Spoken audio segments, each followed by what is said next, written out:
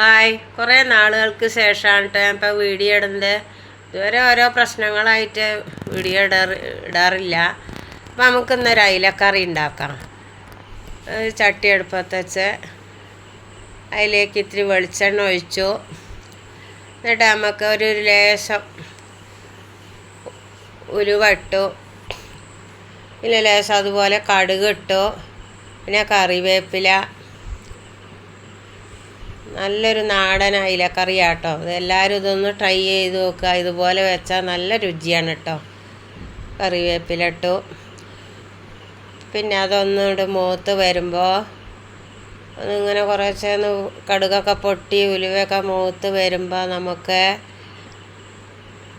അരിഞ്ഞ് വെച്ച ഒരു കഷ്ണം ഇഞ്ചി, ഒരു 4 അല്ലി വെളുത്തുള്ളി, 2 പച്ചമുളക്, ഒരു സവാള, ഒരു ചെറിയ സവാള, അതും കൂടി ഇട്ട് ആ എണ്ണയിലേക്ക് ഇട്ട് ഒന്ന് മൂപ്പിച്ചെടുക്കണം.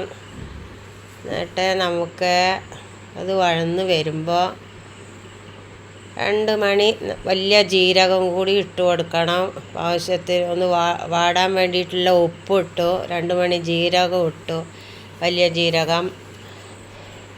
എന്നിട്ട് അതൊക്കെ ഒന്ന് മൂത്ത് വരുമ്പോൾ നമ്മൾ 2 കുഞ്ഞി തക്കാളി മുറിച്ച് വെച്ചിട്ടുണ്ട്, അതും കൂടി ഒന്ന് വാടാൻ വേണ്ടി അതിലേക്ക് ഇട്ട് കൊടുത്ത് അതും കൂടി ഒന്ന് വാടി വരുമ്പോൾ നമുക്കതൊന്ന് പാത്രത്തേക്ക് ഇട്ട് അതൊന്ന് മിക്സിയിൽ അടിച്ച് എടുക്കണം.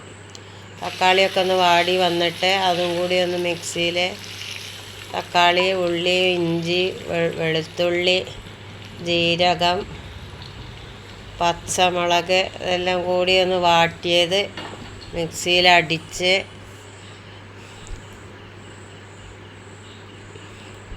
എടുക്കുക. എന്നിട്ട് ആ ചട്ടിയിലേക്ക് തന്നെ പുളിവെള്ളം ഒഴിച്ച് കൊടുക്കുക.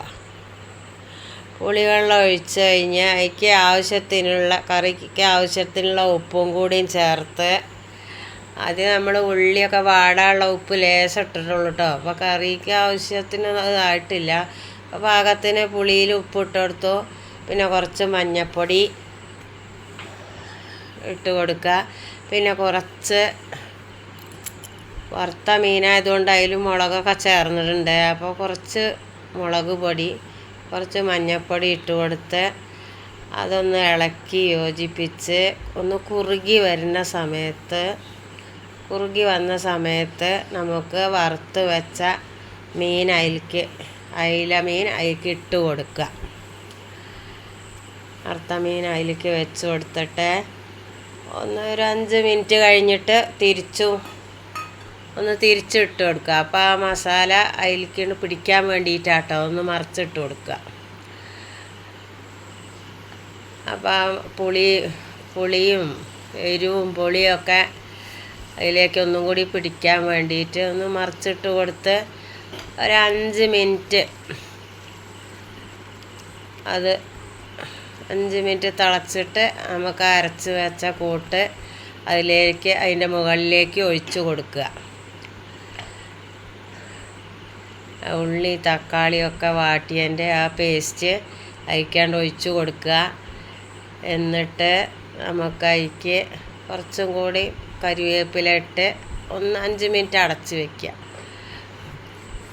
എന്നിട്ട് അതൊന്നും കൂടി ഇങ്ങോട്ട് തിളച്ച് കുറുകി വരുമ്പോൾ അതൊരു പാത്രത്തിലേക്ക് കോരി ഒഴിക്കുക. അതിൻ്റെ മീനും കറിയും കൂടി ഇങ്ങോട്ട് ഒഴിച്ച് വയ്ക്കുക. എന്നിട്ട് ഇങ്ങനത്തെ ഒരു